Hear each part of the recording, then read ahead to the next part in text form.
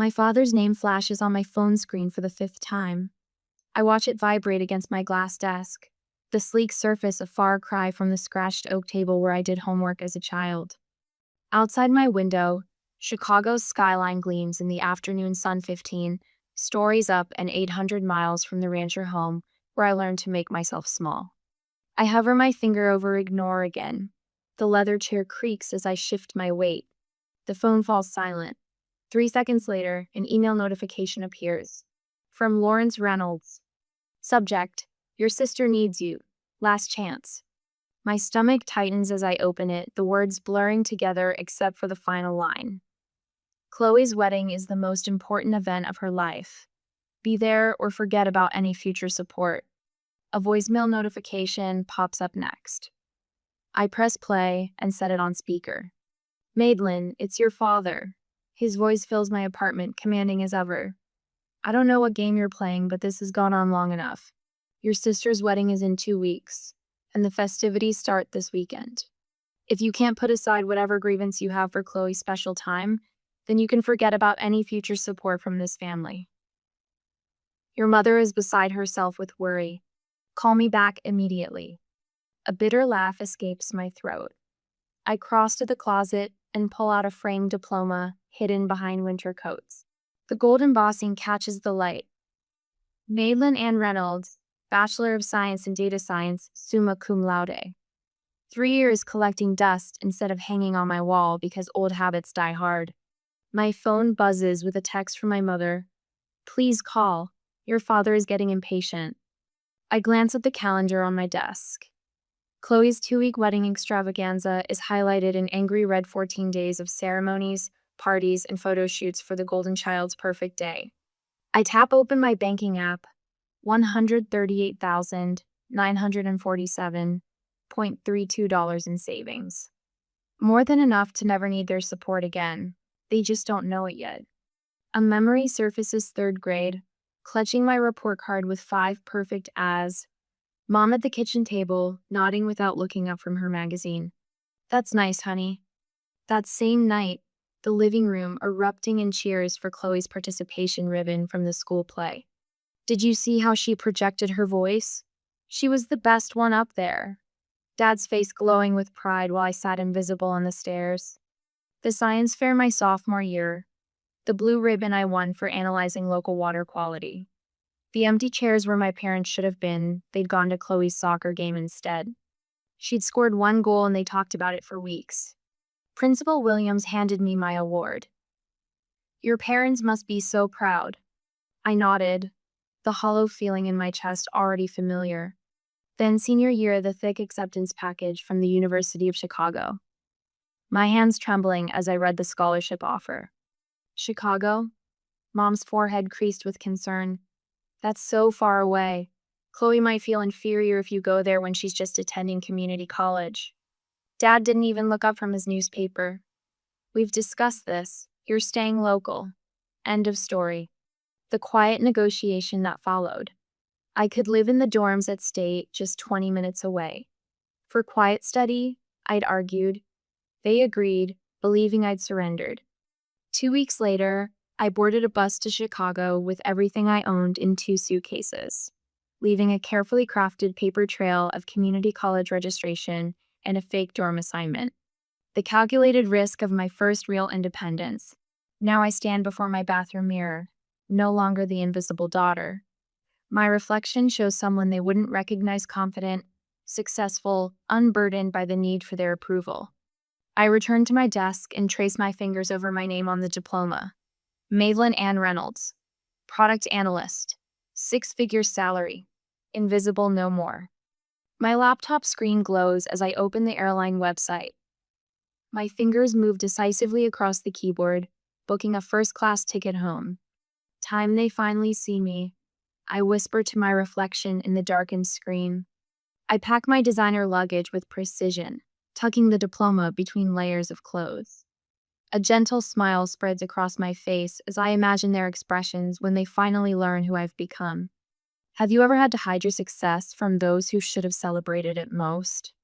What would you do if your family only valued you when they needed something from you? My homecoming is about to teach them a lesson they never expected. The rental car crunches over familiar gravel. I park behind a florist's span unloading cascades of white roses. My childhood home has transformed into something from a bridal magazine, with ivory fabric swags draped across the porch railings. My mother opens the door before I knock. Her hair is colored a precise shade of honey blonde, not a strand out of place. Madeline, finally. Her hug feels like a performance, too stiff and too brief. Decided to support your sister, I see. Inside, the house smells of vanilla candles and fresh paint. Wedding planning has turned every surface into a staging area. My father emerges from his study, reading glasses perched on his nose. He doesn't hug me, just nods over a clipboard. Good, you're here. The programs need to be folded and these guest welcome bags assembled. He thrusts the clipboard into my hands. Chloe needs these done by 4.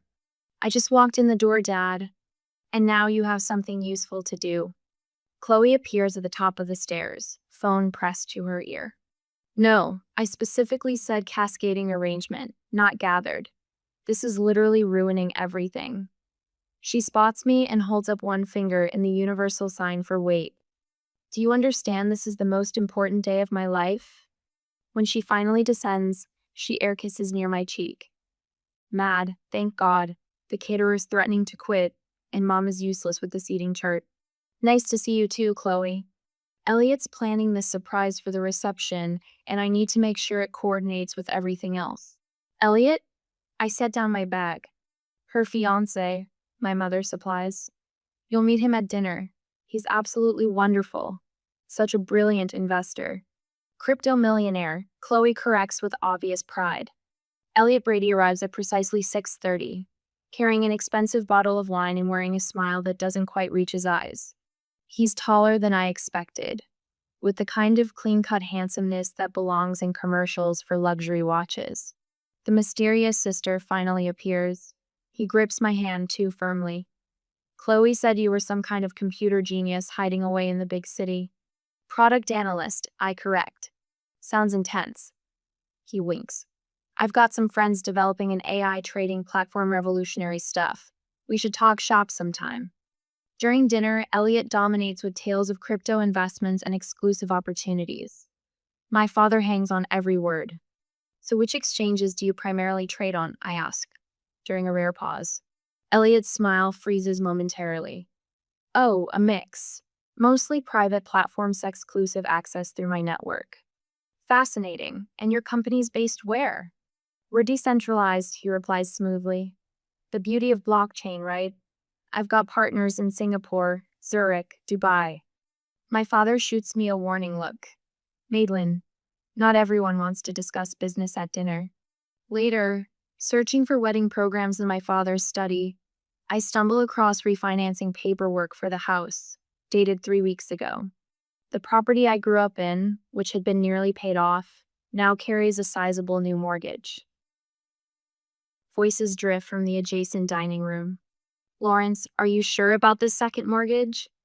My mother's worried tone freezes me in place. That's everything from my inheritance, too. Helen, Elliot has guaranteed 20% returns minimum. But $115,000 is... You wouldn't understand investments like these. My father cuts her off. This is what building real wealth looks like. I lean against the wall, my analyst brain calculating risk factors. Second mortgage, family savings, inheritance, all flowing toward Elliot's vague investment opportunity. He's a fraud. Aunt Helen's voice is barely above a whisper as we stand in the back garden, supposedly admiring her contributions to the wedding flowers. You see it too? I ask. She nods, her gray eyes so similar to mine sharp with concern. Your father won't listen to me. Started talking about how I've always been jealous of his success. Mr. Wilson down the street lost $50,000 in an exclusive investment opportunity last year, she continues. Sounded awfully familiar when I heard about Elliot's proposals. Madeline? A familiar voice calls from the fence line. Mr. Thomas, my old science teacher, waves. I've been following your career. That Chicago data science program you attended is one of the best in the country. I freeze. How did you... Unlike your parents, some of us actually pay attention. Aunt Helen pats my hand. For the first time since arriving, I feel seen. Dad, Mom, I think we need to talk about Elliot. We're in the living room that evening. What about him? My father doesn't look up from his newspaper. I've noticed some inconsistencies in his business claims. The way he describes his investments doesn't align with how crypto markets actually function. My mother sighs dramatically. Honestly, Madeline, you've always been jealous of your sister's happiness. This isn't about jealousy. His investment claims don't make mathematical sense. My father finally looks at me, his expression hardening. You don't understand business at this level, Madeline. Not everything fits into your little spreadsheets. The front door opens, and Chloe enters with Elliot. She immediately senses the tension. What's going on? Your sister has concerns about Elliot's business. Chloe's face crumples. Are you serious? You show up after 3 years and immediately try to ruin the only good thing in my life? Elliot places a protective arm around her. It's okay, babe. Some people just don't understand innovation. I look at their faces defensive, dismissive, deluded, and realize I've miscalculated. They don't want the truth. They want the comfortable fiction that makes Chloe special and Elliot a prince. The invisible daughter sees everything, but no one wants to look. When you see loved ones heading for disaster, how far should you go to protect them from themselves? Would you risk further rejection to save family who never appreciated you? I tuck myself into the corner booth at Rosie's coffee shop, the same spot where I studied calculus during high school. The vinyl seat squeaks beneath me, familiar yet foreign now. My laptop screen glows with open tabs, business registries, investment forums, social media profiles. 3 previous identities stare back at me. Ethan Lewis, Edward Lambert, Elliot Lawson. Now Elliot Lawrence. My finger traces the pattern on the screen. Same man, different names. Same charming smile, different victims. I sip my black coffee, its bitterness matching the taste in my mouth as I connect unmistakable dots. Need a refill, hon? Margie, the same waitress from my teenage years, appears at my elbow. Her eyes widen as she studies my screen. My cousin lost everything to a man who looked just like that. Called himself Edward something. My stomach tightens. Lambert? That's it. She sets the coffee pot down. Investment scheme. Left town right before the wedding. Broke her heart and emptied her savings. I pull up another browser window. Margie, would she talk to me? A woman in her 50s sits across from me 2 hours later, hands trembling around her mug. I thought I was special, Karen whispers. He made me feel chosen. My sister thinks the same thing. Karen slides a folder across the table. Pictures, bank statements, police reports that went nowhere.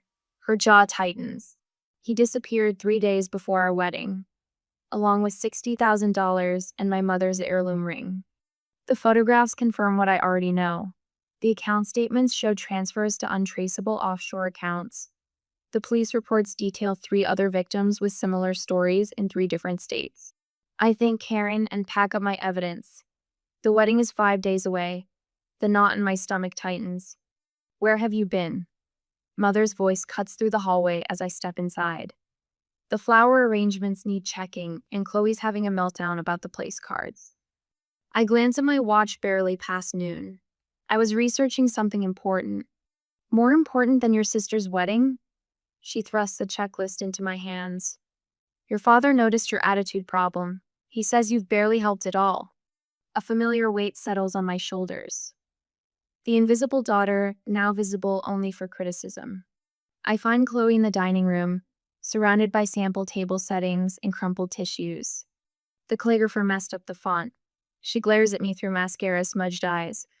Where were you? I've been texting for hours. I check my phone. 3 texts, the first sent 40 minutes ago. You've always done this. Chloe sniffles dramatically, disappearing when you're needed, then showing up to overshadow me. The accusation lands with practiced precision. For 23 years, my existence has somehow both fallen short and been too much. I'm trying to help you, Chloe. By avoiding wedding preparations, by questioning Elliot's business. Her voice rises. You can't stand that I found someone amazing while you're alone in Chicago doing whatever boring job pays your bills. I bite back the truth about my boring job that pays twice what she's ever earned. Instead, I pick up a place card and examine the allegedly wrong font. I can call the calligrapher, I offer. Dad already did. Chloe dabs her eyes. At least he supports me. The living room falls silent as I finish presenting my evidence. Printed screenshots, bank records, police reports, and Karen's signed statement is spread across the coffee table. My parents sit stunned on the sofa. Chloe perches on the armchair, face pale. Elliot stands by the fireplace, his expression carefully composed. This is clearly a case of mistaken identity. His smile doesn't reach his eyes. I have a common face. People mix me up all the time. 3 different women in 3 different states. I keep my voice steady. All with the same experience of a man who matched your description, used names similar to yours, and disappeared with their money right before the wedding. Madeline, my father's voice carries a warning. This is absurd. Dad, look at the pictures. I push a photo toward him. Look at the timeline, look at the pattern. I've never seen this woman in my life, Elliot insists, gesturing at Karen's statement. Chloe jumps to her feet. I can't believe you'd go this far to ruin my happiness. Tears stream down her face. You've always been jealous of me. Jealous? The word catches me off guard. I'm trying to protect you. By ambushing my fiancé with these fabrications? Chloe snatches the papers from the table, crumpling them in her fist. Chloe, I reach for her arm. The second mortgage, your retirement fund, Mom's inheritance, it's all gone to his investment opportunity. Don't you see the pattern? That's enough. My father stands, face flushed. You need to leave this house right now. Elliot places a comforting hand on my father's shoulder. Lawrence, it's all right. She's just concerned for her sister, misguided but coming from a good place. His practiced sympathy makes my skin crawl. I'm not leaving. I stand my ground, straightening to my full height. And I'm not the same invisible daughter anymore. Silence falls across the room. What are you talking about? My mother asks. I didn't go to community college. The truth rushes out after years of containment. I graduated top of my class from the University of Chicago 3 years ago. I'm a product analyst at Tech Fusion. I make 6 figures. I've been supporting myself entirely since I was 18. Their stunned faces would be satisfying under different circumstances. That is impossible, my father stammers. Is it? I pull out my company ID badge. Check my LinkedIn profile. Call my office. I've been someone else entirely while you were too busy with your golden child to notice. Chloe sinks back into her chair, her expression flickering between shock and disbelief. And now I'm giving you one chance, your last chance to see the truth before it's too late. I gather the scattered evidence, carefully reassembling the case. This man is not who he claims to be. The wedding is in 5 days. His pattern is to disappear 3 days before the ceremony, once he has access to all the funds. Elliot's mask slips for just a second. A flash of calculation crosses his face before the charming smile returns. I think we've all heard enough fantasy for one day. My father's voice has regained its authority. Madeline, I won't ask again. Leave now. I look at each of them, my father's rigid certainty, my mother's conflicted loyalty, Chloe's defensive anger, Elliot's practiced concern. When he disappears with everything you have, I say quietly, gathering my belongings, remember that someone tried to warn you. The front door feels heavier than it did when I was 17, sneaking out to study at the library. This time, I'm not hiding who I am. This time, I'm walking away with the truth they refuse to see. Have you ever had to stand alone with the truth while everyone you loved chose comfortable lies? What would you do if you were me? Walk away, or fight harder for a family that refused to listen? My next decision will change everything. My phone won't stop buzzing. I set it face down on my kitchen counter and pour another cup of coffee, watching the steam rise in the morning light of my Chicago apartment. 2 days before Chloe's wedding, and the notifications have evolved from demanding to desperate. I flip the phone over, 17 missed calls, 23 text messages, 5 voicemails. The first voicemail plays on speaker. Madeline, he's gone. My father's voice cracks a sound I've never heard before. Elliot disappeared last night. Call us back. The second, the accounts are empty. Everything. Even your mother's retirement fund. His commanding tone has vanished, replaced by something hollow. The third catches me off guard. The police said without a written contract, there's little they can do. My mother's voice trembles. They called it a civil matter. Please, Maddie, we need you to come home. She hasn't called me Maddie since I was 10. Chloe's text glows on the screen. You were right. I didn't listen. Please help us. I trace my finger around the rim of my coffee mug. From my 15th floor window, Lake Michigan stretches blue and boundless. 15 stories up and a lifetime away from the family that only sees me when disaster strikes. My mentor Vivian answers on the second ring.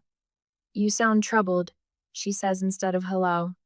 They finally believe me about Elliot, I tell her, now that he's gone with their money. And they want your help.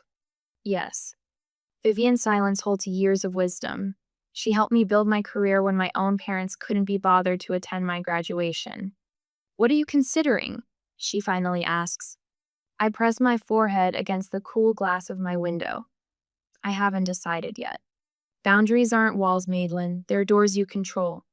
After we hang up, I book a flight home for the second time this month. The difference. This time, I pack only enough clothes for 3 days. The wedding tent stands half dismantled in the backyard when my cab pulls up.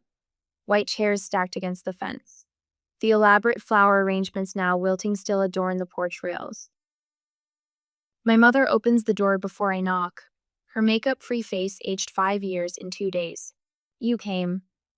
Her arms hover for a hug I don't step into. My father paces the living room, phone pressed to his ear. He hangs up when he sees me. His eyes flick to my designer handbag, the watch on my wrist. We thought perhaps you might be able to help with. He clears his throat. Financial assistance. Until we sort this out. What will the Hendersons think? My mother wrings her hands. And the country club board. Your father is treasurer. Chloe sits curled on the couch, wearing sweatpants and one of my old high school t-shirts she must have found in my former bedroom. Her eyes are swollen.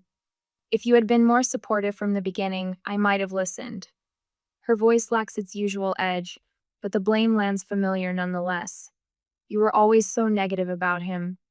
I set my handbag on the coffee table and unbutton my coat. The living room feels smaller than I remember. The walls still display Chloe's dance trophies and not a single one of my academic achievements. I can help with some things, I say, my voice steady. Not all. My father straightens. Now, Madeline, as your father, I can help you file police reports properly.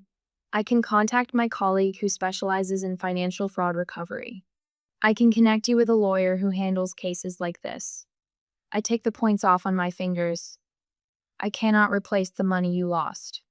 The silence stretches taut between us. But, my mother starts. I earn 6 figures. I have substantial savings. And I will not sacrifice my financial security to rescue you from a situation I explicitly warned you about. My father's face reddens. This family has supported you your entire life. A laugh escapes me short. Unexpected. Did you? When? We put a roof over your head. Food on the table. That's the legal minimum, Dad. Chloe uncurls from the couch. So you're just going to abandon us? After being right? Is that what matters to you, being right? I meet her gaze steadily. What matters to me is being respected, being heard. I exhale slowly. You need me now, but you've never wanted me. There's a difference. My mother collapses into a chair. How can you be so cold? I learned from experts. The words slip out before I can catch them. For the first time, they all truly look at Mena through me or past me. They see the woman who built herself without their notice, who succeeded without their approval. These are my boundaries, I say quietly. I will help you navigate this legally. I will stay 3 days. I will not empty my savings account or co-sign loans. Those are my terms. My father starts to speak, stops, then tries again. When did you become this person? When you weren't looking. Is it our obligation to help family when they've treated us poorly? Or is setting boundaries an act of self respect? What conditions would you set before helping those who only turn to you in crisis? Father paces the living room, each heavy footfall drumming his authority into the floorboards I once tiptoed across. As head of this family, I've always made decisions with everyone's best interests at heart. He stops, squares his shoulders toward me. This situation requires a united front. I sit perched on the edge of the same armchair, where I'd curl up with books as a child, trying to disappear. Not anymore. Mother wrings her hands, wedding ring clicking against her knuckles. Blood is thicker than water, Madeline. Surely you understand that now. The familiar weight of their expectations presses down. I straighten my spine. You've always thought you were better. Chloe's voice cracks. Her mascara-streaked face bears little resemblance to the beaming bride-to-be from wedding invitations still scattered across the coffee table. Perfect Madeline with her fancy job and big city life. I check my watch. They've been at this for 27 minutes. The coordinated pressure, the guilt, the attempt to make me fold like the paper dolls Chloe and I once played with. She got the pretty dresses. I got the torn scraps. When I was 8, I say, voice steady, I won the district spelling bee. You told me you couldn't come because Dad had an important meeting. Father's mouth opens. I raise my hand. I saw you both at Friendly's afterward, with Chloe, celebrating her participation ribbon from field day. The silence hangs thick as summer heat. 10th grade. My science project on agricultural runoff won state recognition. The ceremony was the same night as Chloe's choir concert, where she sang in the back row. You chose the concert. Mother's gaze drops to her lap. My high school graduation you left immediately after, because Chloe had a date to prom and needed help with her hair. The grandfather clock ticks in the corner, marking seconds of uncomfortable truth. Christmas 2020. I got you each thoughtful gifts based on conversations we'd had that year. You gave me a generic gift card with the wrong name on it.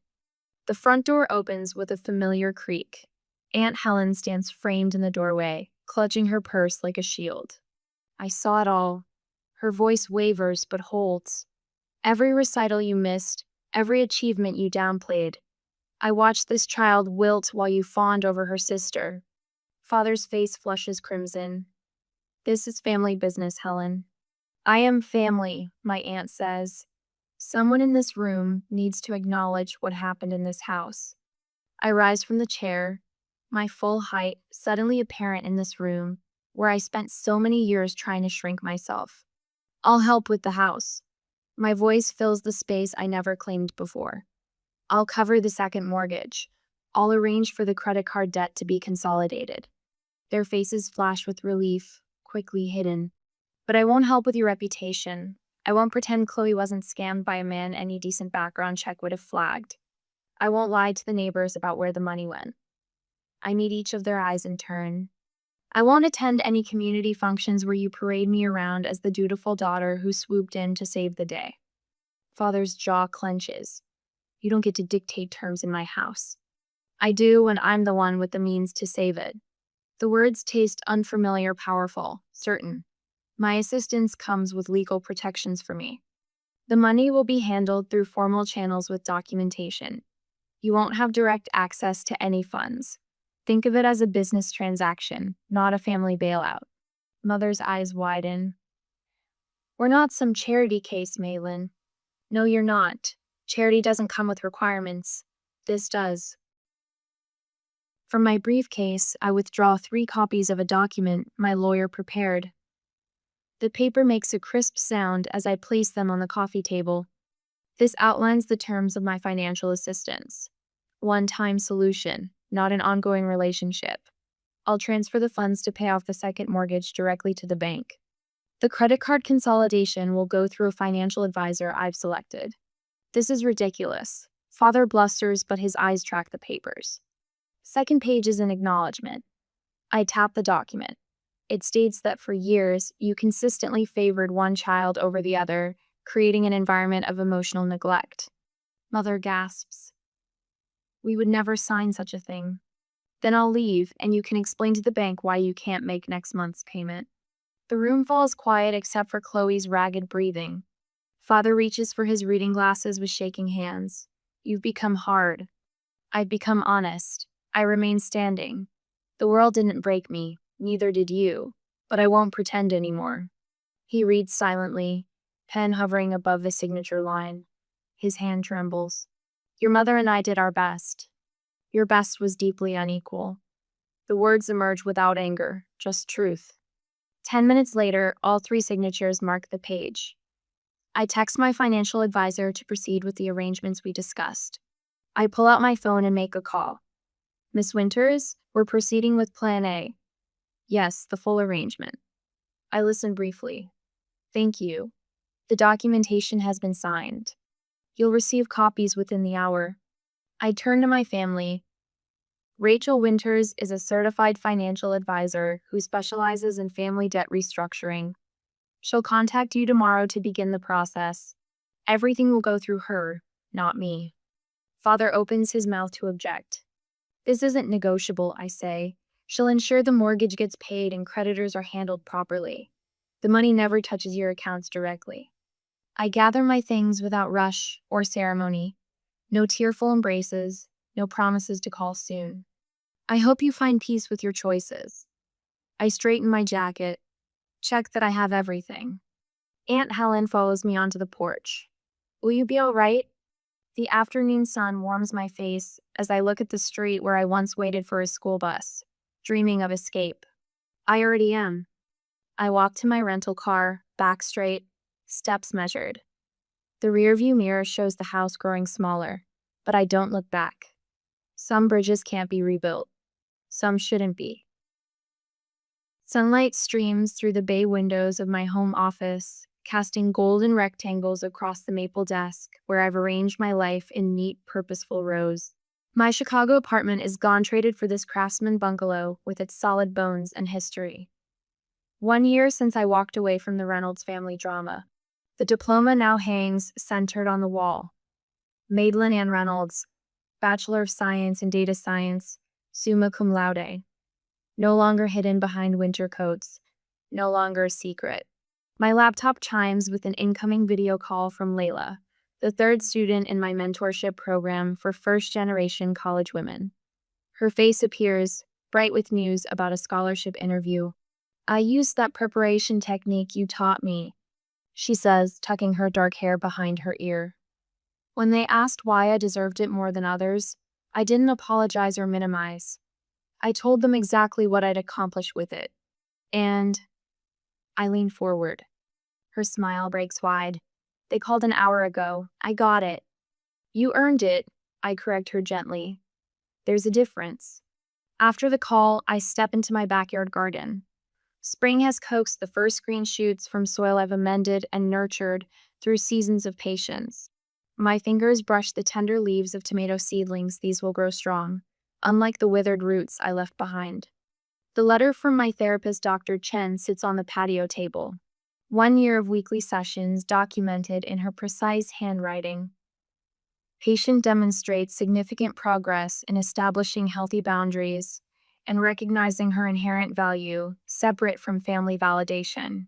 Wednesday afternoons still belong to the community center where I teach financial literacy to young women. Last week, Tanya, quick-witted 17-year-old with a spark that reminds me of myself, spotted the warning signs in a pyramid scheme targeting her mother.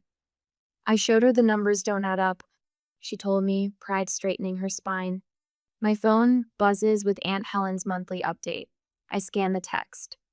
Dad and Mom still struggling to refinance the house. Chloe working part-time at the local bank, attending therapy twice a month. No mention of attempts to contact me directly. The boundary holds firm on both sides. The garden timer chimes. Time to prepare for tonight. The community center auditorium fills with steady applause as I walk toward the podium. The mentorship program I founded has been recognized for its impact on first-generation college students. The award feels substantial in my hands, glass and metal catching the light, solid and real. I scan the crowd as I speak. No empty chairs where parents should sit. Instead, Dr. Chen nods encouragingly from the third row. My neighbor Mrs. Grayson, who brings me heirloom tomato seedlings, beams with unrestrained pride.